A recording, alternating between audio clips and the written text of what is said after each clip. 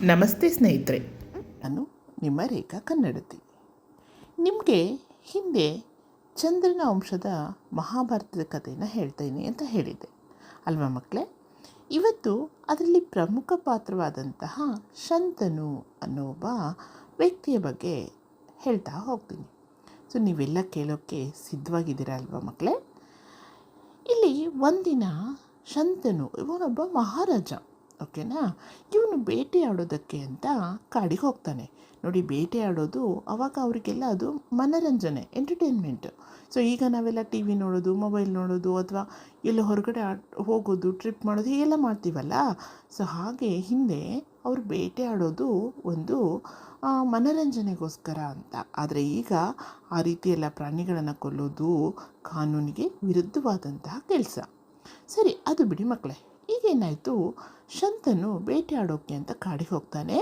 ಹೀಗೆ ಕಾಡಲ್ಲಿ ಬೇಟೆಗಾಗಿ ಅವನು ಪ್ರಾಣಿಗಳನ್ನು ಹುಡುಕ್ತಾ ಇರ್ತಾನೆ. ಎಲ್ಲ ಕಡೆ ಅವನು ಹುಡುಕ್ತಾ ಹುಡುಕ್ತಾ ಹುಡುಕ್ತಾ ತುಂಬ ಸುಸ್ತಾಗ್ಬಿಡ್ತಾನೆ, ಅಂದರೆ ತುಂಬ ಟಯರ್ಡ್ ಆಗಿಬಿಡ್ತಾನೆ. ಸುಮ್ಮನೆ ಸಾಕಾಗಿ ಒಂದು ಕಡೆ ಕೂತ್ಕೋತಾನೆ. ಅಲ್ಲಿ ಒಬ್ಬ ದೇವಿ, ಯಾರು ಅಂದ್ಕೊಂಡ್ರಿ? ಗಂಗಾದೇವಿ. ಅವಳನ್ನ ನೋಡ್ತಾನೆ. ಅವಳು ತುಂಬ ಸುಂದರವಾಗಿರ್ತಾಳೆ. ಎಷ್ಟು ಚಂದವಾಗಿರ್ತಾಳೆ ಅಂದರೆ ಅನುರೂಪ ಸುಂದರಿ ಅಂತ ಹೇಳ್ತಾರೆ. ಅವಳು ದೇವಲೋಕದ ಅಪ್ಸರೆ ಥರ ತುಂಬ ಚಂದವಾಗಿರ್ತಾಳೆ. ಅವಳನ್ನು ನೋಡಿದ ತಕ್ಷಣ ಶಂತನಿಗೆ ಏನನ್ಸುತ್ತೆ, ನೋಡಿ ಇಲ್ಲಿ ಶಕಾರ ಬರಬೇಕು ಮಕ್ಕಳೇ, ಗೊತ್ತಾಯ್ತಾ? ಉಚ್ಚಾರಣೆ ಕಡೆ ಕೂಡ ನೀವು ಗಮನ ಕೊಡಬೇಕು. ಸಂತ ಅಂತ ಹೇಳಬಾರ್ದು, ಶಂತ ಅಂತ ಹೇಳಬೇಕು, ಓಕೆನಾ? ಶಂತನು ಅವಳನ್ನು ನೋಡಿಬಿಟ್ಟು, ನೀನನ್ನು ಮದುವೆ ಆಗ್ತೀಯಾ ಅಂತ ಕೇಳ್ತಾನೆ.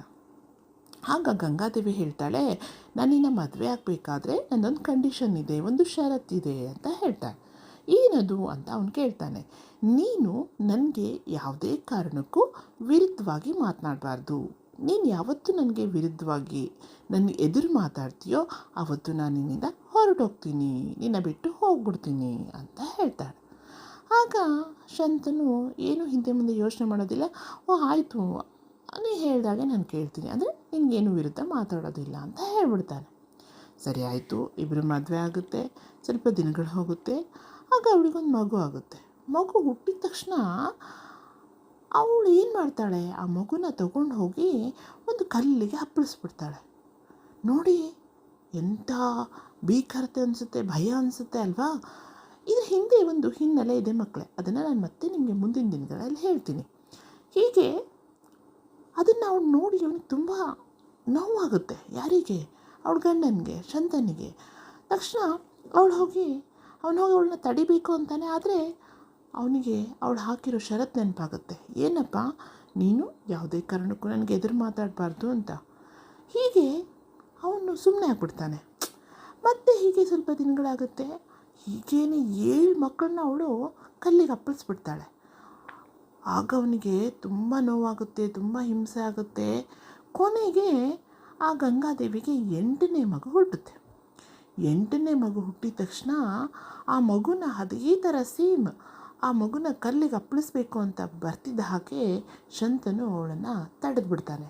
ತಡೆದು, ನೀನು ಯಾಕೆ ಹೀಗೆ ಮಾಡ್ತಾಯಿದ್ದೀಯಾ? ನಿನ್ಗೇನು ಕಾರಣ ಹೀಗೆ ಮಾಡೋದಕ್ಕೆ?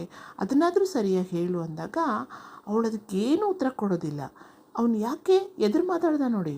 ಎದುರು ಮಾತಾಡಿದ್ದಕ್ಕೆ, ಪ್ರಶ್ನೆ ಮಾಡಿದ್ದಕ್ಕೆ ತಕ್ಷಣ ಆ ಮಗುನ, ಆ 8ನೇ ಮಗುನ ಅಲ್ಲೇ ಬಿಟ್ಟು ಅವಳು ದೇವಲೋಕಕ್ಕೆ ಹಾರಿ ಹೋಗ್ಬಿಡ್ತಾಳೆ. ಅವನಿಗೆ ಏನು ಮಾಡಬೇಕು ಅಂತ ಗೊತ್ತಾಗೋದಿಲ್ಲ. ಈ ಕಡೆ ತನ್ನ ಮಗುನ ಉಳಿಸ್ಕೊಂಡ, ಈ ಕಡೆ ಹೆಂಡತಿ ಅವನನ್ನು ಬಿಟ್ಟು ಹೋಗ್ಬಿಟ್ಲು.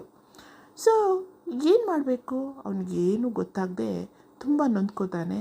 ಆದರೂ ಮಗು ಉಳಿಸ್ಕೊಂಡೆ ಅನ್ನೋ ಸಂತೋಷದಲ್ಲಿ ಅವನ ಅರಮನೆಗೆ ಬಂದು ಆ ಮಗುನ ಜೋಪಾನ ಮಾಡ್ತಾನೆ. ಅವನನ್ನು ಒಬ್ಬ ರಾಜನನ್ನಾಗಿ, ರಾಜ್ಕುಮಾರನನ್ನಾಗಿ, ಯಾವುದೇ ರೀತಿ ಕುಂದು ಕೊರತೆಗಳು ಬಾರದೆ ಒಳ್ಳೆ ಎಲ್ಲ ಸಕಲ ವಿದ್ಯೆಗಳನ್ನು ಅವನು ಕಲಿಸ್ತಾನೆ ಮಗನಿಗೆ. ಹೀಗೆ ಅವನೊಬ್ಬ ಮುಂದೆ ಮಹಾಭಾರತದಲ್ಲಿ ಮಹಾನ್ ವ್ಯಕ್ತಿಯಾಗಿ ಹೊರಹೊಮ್ತಾನೆ. ಯಾರು ಅಂದ್ಕೊಂಡ್ರಿ? ಅವನ ಮೊದಲ ಹೆಸರು ದೇವರಥ ಮಕ್ಕಳೇ. ನಂತರ ಅವನನ್ನು ಭೀಷ್ಮ ಅಂತ ಹೇಳಿ ಅವನು ಪ್ರಖ್ಯಾತಿ ಹೊಂದ್ತಾನೆ. ಹಾಗಿದ್ರೆ ಈ ರೀತಿಯಾಗಿ ಶಂತನಿಂದ ಒಂದು ಕತೆ ಪ್ರಾರಂಭ ಆಗುತ್ತೆ. ಸೊ ಇಲ್ಲಿ ನಿಮಗೆ ಶಂತನ ಪಾತ್ರ ಇಷ್ಟ ಆಯಿತು ಅಂದ್ಕೊಂಡಿದ್ದೀನಿ. ಅವನು ಯಾಕೆ ಹಾಗೆ ಮಾಡ್ದ? ಗಂಗಾದೇವಿ ಯಾಕೆ ಹಾಗೆ ಮಾಡಿದ್ಲು? ಅವಳು ಯಾಕೆ 7 ಮಕ್ಕಳನ್ನ ಕೊಂದ್ಲು ಅನ್ನೋದನ್ನು ನೀವು ಮುಂದಿನ ಕಥೆಯಲ್ಲಿ ಕೇಳಬೇಕು. ಅಲ್ಲಿವರೆಗೂ ನೀವು ಕಾಯಬೇಕು. ಓಕೆನಾ ಮಕ್ಕಳೇ? ಈ ಕತೆ ನಿಮಗೆಲ್ಲ ಇಷ್ಟ ಆಯ್ತಲ್ವಾ? ಓಕೆ, ಬಾಯ್ ಮಕ್ಕಳೇ.